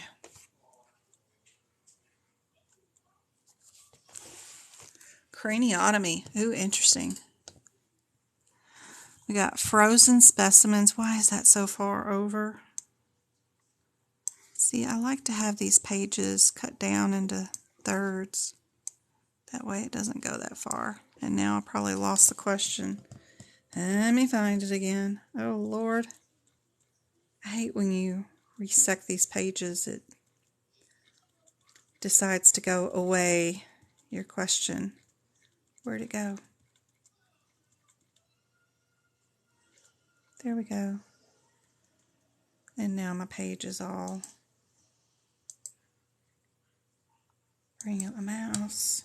Hit enter, enter, enter, enter. Get it all back down here to one page. There we go.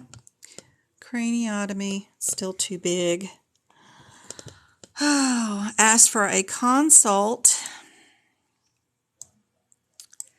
and spent specimens out for path.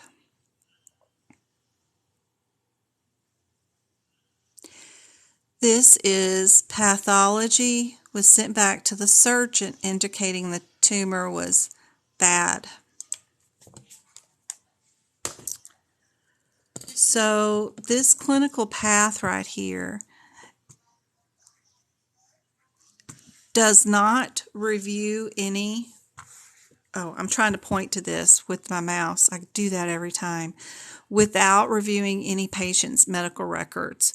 So all they're getting is just the patient's specimens. This one is recording the patient's their medical history and stuff.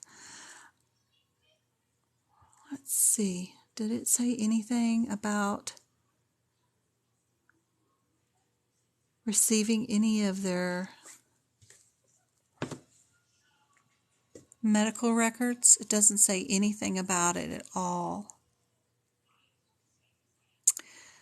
This is why I hate these questions. I hate medicine and lab and path because of this right here. It is telling us our answer is going to be 80502. But this clearly in the question doesn't say anything about reviewing the patient's record. How would you know? And this is during a surgery. So this means they pulled specimens out of the brain. They sent those to the path. He would have, an intern would have run those little slides to the pathology lab, had the doctor on call read those slides and send them back to the result, back to the surgeon, probably via the intern, probably a verbal, and then that doctor would have written it up. But before they move ahead with their surgery, they need to know what they're dealing with, something that they could remove or something they need to leave alone because it would make it worse. The parenthetical notes are going to tell us for consultations and evaluations of patients, and they didn't do that. All they did was, these codes may also be used for pharma something or another consultations. It doesn't say. And see, they're telling us that the answer is comprehensive. I would have picked the 00 because there is nothing. This is just in the middle of the surgery, and you need to, they're going to give a written report, I'm sure. I don't know how they would have come up with that answer. But we've gotten it down between the two. AAPC says it's this one. I don't have the rationale in front of me. All I have is the questions. I can look that up later and see if I can find any rationale for that and come back to that later. Medicine. Medicine is a challenge. I don't even like calling it medicine because this craziness is what this section is, because you do go from childhood immunizations to psychology evaluations of patients, not just their drugs, but counseling evaluations, biofeedback. You also have dialysis. Yeah, that could be medicine, but still, you're just washing the blood and taking stuff out usually, right? After that, you're going to have some gastro procedures. You're actually going to have some cardiac procedures, defibrillators, rechecks, things like that in here that aren't even listed here in this thing. You're going to have all your E&M visits for your eye doctors, for your physical therapist, your occupational therapist. You're going to have your CPR, other craziness back here, adding in contact lenses, just a gamut of stuff. There's the cardiovascular. You're going to have vascular procedures back here where you're going in that Appendix L that we've been talking about. All those studies are back here. You do have some pulmonary allergy medications I can see. Your testing and allergy meds are back here. You're going to have your sleep studies back here. You're going to have it's really a nightmare of stuff, and I don't know why they consider this all medicine, but it's a lot of information and a lot of stuff to go through. It still goes on and on for days with what is in this section. I think it's more of a list of crap they don't know where to put it, but they could put it in a better format than what they do. They start out with immunizations. No, your chicken pox, of course, your hepatitis, your vaccines. What you need to know about those is if a patient is just coming in for vaccines without the counseling is for telling them the risk and side effects of it. If they say they've done risk assessment and told them the risk of their vaccinations and the benefits, then you code these for the syringes. If you don't, and you just see it's a nurse visit only for just the vaccines with no guidance as far as guidelines or side effects, these are the codes for your syringes. So if they get one vaccine, and if they get a second one for intramuscular or sub-Q, those are the syringes. Bills, your other rare vaccines are over here. Influenza gets a little crazy. You've got influenza starting way over here. These are mostly, the first set of influenzas are mostly like when we had H1N1 and we created a flu shot for those. These are previous year's influenza. You'll see influenza listed for a lot of these, and these are for prior years. They still have the CPT codes because we still have those versions, but every year they come out with a new version of the flu shot depending on what viruses are coming down the gamut. Be sure you know what HIPICs you would use for flu vaccines for Medicare patients, what your regular diagnosis code, and if you needed a modifier 25 to go with it for a regular office visit, but then they had a physical one. You know, those kind of things make a difference. A lot of these vaccines are broken up by, let me get the wording free, preservative free,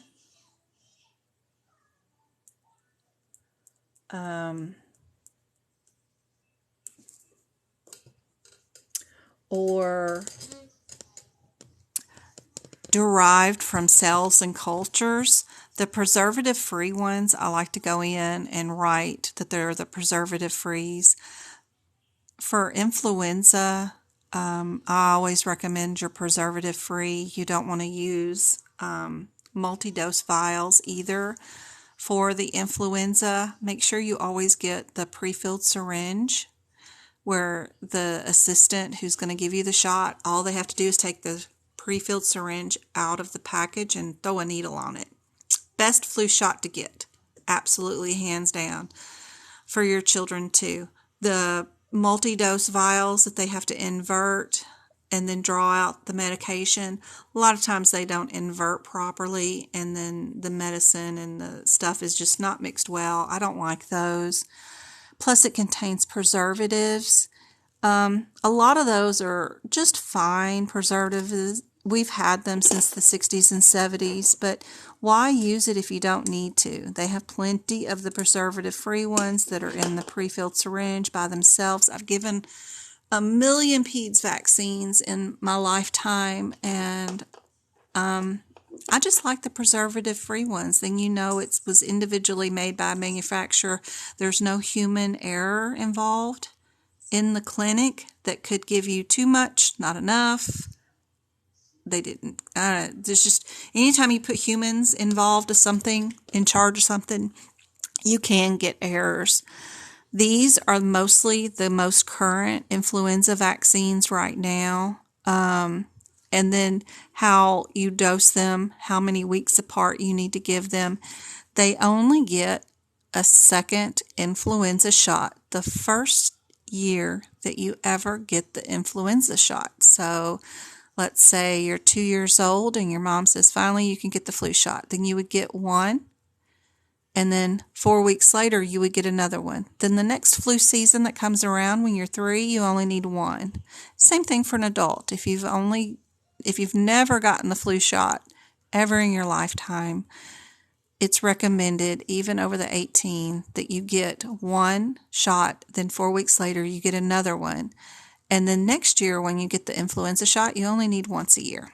So that's how they dose those. Super safe. Love giving them. Just, I really like the pre-filled syringe. A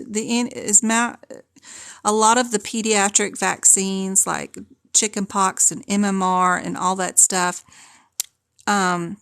it's 1 dose per vial. Yeah, a human has to draw it up, but it's 1 dose per vial. So there's very little room for error. What are they going to do? Not draw it all up in there? So yeah, that's not too bad.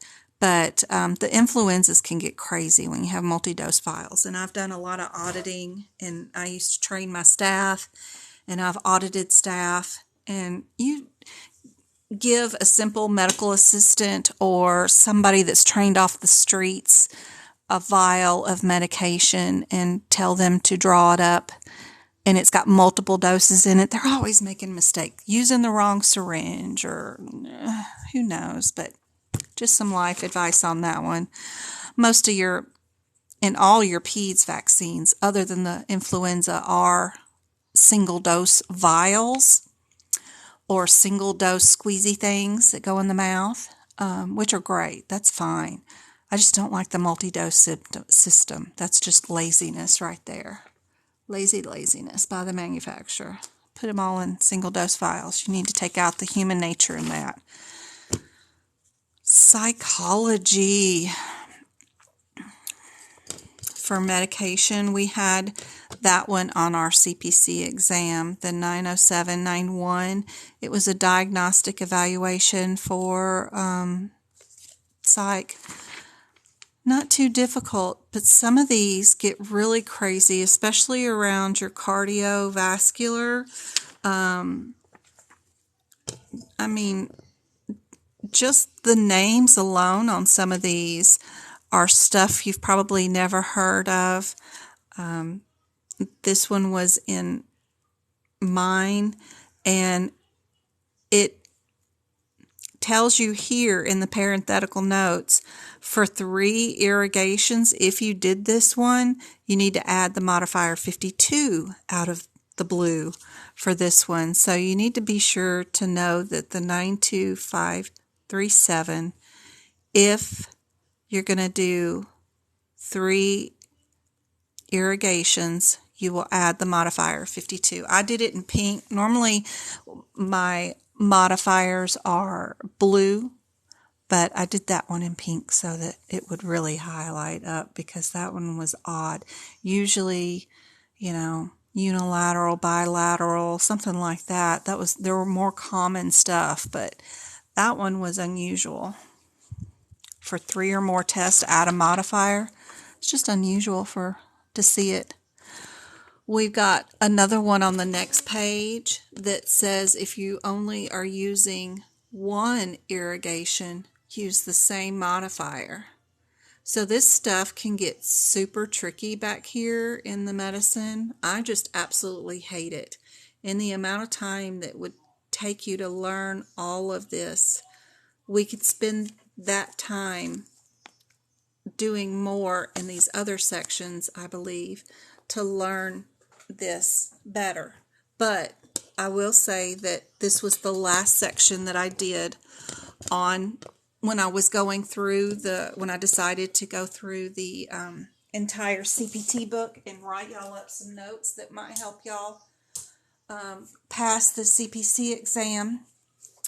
That this was the last section I got to, because I started at the beginning of the book and worked my way through like I do everything in life. I don't like to do anything out of order, but it's the most detailed. I finally figured out a pattern of what y'all would need and what works best and what colors to use in what areas to be consistent. So if you were ever wanting to get one section of my notes, medicine is the one I would recommend, because it's got the most detailed and the more consistent detail in it for everybody. And because it was my last one, I added in a lot more examples from even the COC course and other things. Plus, I had gathered more information from people that had been passing or failing their CPC exam. They were telling me what was on it, and we could go in and work on those examples and add it into here. I had been gathering information, so you could recreate what I've done here and make it go into the rest of your sections by following along with what I did here. Just making sure that you put in your page numbers for all the ones that are out of sequence. Like I said, I like to use the blue when it says to use a code with another code, or when to use a modifier with a modifier. I like to use the red when it says don't use this one with that one. And AAPC will most definitely use that code with one of these codes. It's one of the possible answers. And if you remember to look down here really quick before you pick an answer, and make sure you do not pick the one that's got added codes in it, then you'll be okay. CPR was on mine for sure, but it was CPR on a newborn or just born, and there's an extra or an added E&M in the front that goes with critical care that you use instead of this one. So there's all these different hints about this, that, and the other thing. We get more notes about cardiology back here, and then the major cardio vessels and stuff. There's just a lot of notes here that go in with trying to explain which artery group. If you're looking in the cardiology section, that we have these 1, 2, 3s listed here. 1, 2, 3s, and 4s on the heart. That matches what's going on here with the codes. That way you have a visual to go with the cardiology. If you only have the medicine section and you need this picture to go along with it, email me at codingbyjen@gmail.com. I'll send you this picture to go with it, because I probably didn't think to add that with the medicine section like I should have. I'm not sure I did that. I don't know. But there's just a lot of detail in this medicine section that goes along with that I learned along the way, that I will be adding to the 2022 codes for all the sections, of course, but I'm typing it this time, and it'll be my own work instead of drawing it on their work. So it's fun. Any other questions I can add? Says with review, but they didn't do any review, and they're telling me that's the answer, and that's driving me nuts, Kimberly. I got to figure out why they're saying it's a review. The question does not say that they did any kind of review, so I don't know. I'll have to figure it out. So it's good we went over it so that I can audit it more. The 3 R's in lab and path.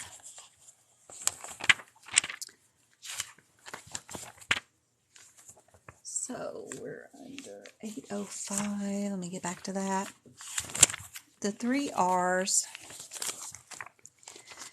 It's something they think that is helpful to say to coders to get them to remember crap, but I never found it any helpful. That's why I don't mention it very often, but it's in notes all over the place. If you were to go and look at the CCO people or anybody else that helps people with CPT codes, they refer to that all the time.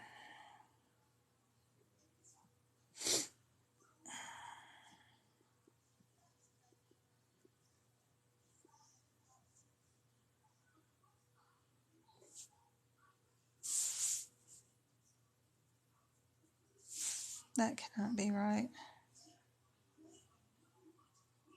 No.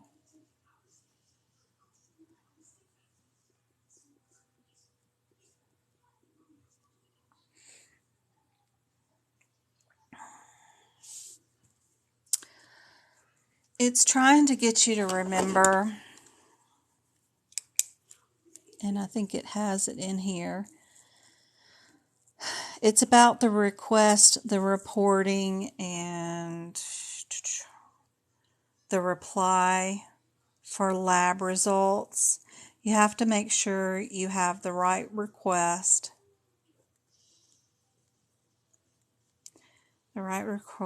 You've rendered the right test, and then you've made a reply with the results, right? I don't think that's very helpful for anybody coding, but it's one of the things that they have listed everywhere you go. If you go into the lab and you do go to work somewhere, especially for a laboratory, you're going to see those statements listed everywhere in the office because they want to make sure they have the right patient, the right request, and they're rendering the right test on the right patient. They'll just keep going on and on and on and on about it forever into a day. So it's super important if you're out in the real world, but for coding, I just need to know why is it 00 and it's not 002 when it says they did not go over the patient's medical information. And see, I would need to have probably those books for the CPT assistant from 1997, oh my gosh, or 05, to figure out and find an example of it written properly. Oh, one of these things where they take out the code and then they give you the rationale behind it, and then they give you the description. Like we're only getting one sentence of the description. They have books with the full description of what's going on, plus clinical examples, plus what the procedure would hold for them. But they have them separated out by years, not by codes, by years. You got to go figure out, okay, well, I got to go have the book from 2005 to find that information. So I'm slowly gathering them all, but that's a pain in itself because I want to know too a better description on all these codes so I can give y'all a better information for the exams for sure. But anyway, it's enough to drive you insane for sure. Just be sure and get your out of sequence codes in lab, path, and in medicine done properly. These 2 sections will drive you insane. Some of the codes are 700 pages away when this is on 814, but that darn code is on page 53. Really, they're not in numerical order like they should be. So please be sure and fix that. If they're on the same page, I just draw a line to where it is. That way I can find it during the exam. And I always tell people on lab, path, and medicine, get your 50 and be happy with those 2 scores in these 2 sections, because these are super difficult to understand and to get right in the AAPC exam. We need to get all the other sections, radiology, E&M, ICD-10, your compliance. We need to get everything else up into the 70s and 80s so that we can piggyback and bring those sections up, because everybody's going to do low in those. So there's just not a lot of information out there about those codes that we can decipher. We can work on the practice exams, of course, for those, and we can write the scenarios down, especially like this one. When AAPC has your question and they have an answer that they want you to pick, my best advice is to write that example back here with those 2 codes so you'll know how to code it when you see it in the exam, if you happen to have it. It's my best suggestion on those, but we need to spend more time because these are easier to understand, of course, than the lab and path. They have their own jargon back there and their own reasoning that is unexplainable by anything I've seen so far a lot of times. So I just have to do the best we can and write in as many lab and path and medicine examples as we can to negate their destruction of our scores, for sure. This little chart was super helpful, but I ruined it by trying out new pens and pencils and things that kept bleeding as I moved through the document and made it all blurry. Then I figured out, okay, these pens are not going to work. The other ones are going to work. So just know that the ultrafine Sharpie is the best thing to use for these books as y'all are writing in here. And for highlighters, I like the push buttons because you don't have to put the cap back on, which will drive you insane to have to do. Plus, the kids take off with them and who knows what. I mean, I have so many pens that don't have caps on them. That cap goes to a highlighter at the top. So I've already lost the bottoms to all of these because I don't like writing. I don't like uncapping and recapping. They just disappear. So anyway, but these are worth saving the cap for sure. Keep these. It's a good time to buy these because it's not school season. So they're lower prices than before. So use these. Yeah, you can write really light. You don't have to put any pressure. These pages are super thin and it writes really dark, even lightly. You don't have to put a lot of pressure. And the ink doesn't run out in the middle and it just keeps going and going really well without smudging like that. And you can run right over it as soon as you write a line and it's already dry. It's the best thing ever. I hate name brand stuff. I really like going to the 99-cent store. I believe in it and using $1 instead of 14, but there's certain things that just life throws at you that you have to have. And yeah, Sharpie Ultrafine is one of those things. So if you see any in any garage sales or at the doctor's office, swipe them. You need these. Or buy them at the garage sales, of course. But anyway, I hope this has been helpful, guys. I am going to get off here. It's almost 9 o'clock, so that's, I don't know, 6:30, 7:30, 8:30, 2 hours and a half. So that's a good night. Who do we have doing the CPC exam this weekend? What have we got? What? I don't even know. Oh, this is my kid's birthday weekend. My oldest, my 29th, will be 30 years old this weekend. Oh my gosh. I will not mention that to him, but my oldest baby will be 30 this year. Aw, my pookie dookie. But he does not like social interactions, so we won't be doing anything. Let's see. I know I can go live again on Friday night for sure. It is Halloween weekend, right? So probably nobody will be around on Sunday. I had a meeting on Wednesday, but nothing at night. I got the MRI on my hand. On Thursday, I know. Friday, Daddy's got to work all night, so I know Friday. Who's doing there?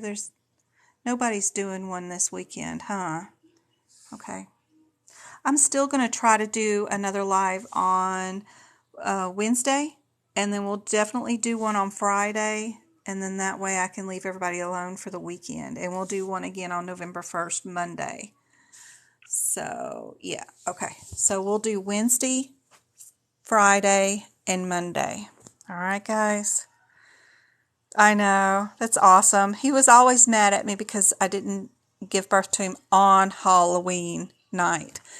But I was 42 weeks pregnant and see my OB on Monday. And he's like, do you want to have the baby tomorrow? We're going to have to do an induction. Or do you want the 31st? Tomorrow was the 29th. And Thursday, I think, was the 31st or something. And I was like, tomorrow? When you're 42 weeks, it's like, tomorrow? I tell everybody to come in from out of town. It doesn't matter. I didn't give it out tomorrow. Tomorrow. I will be back. So that's what I did.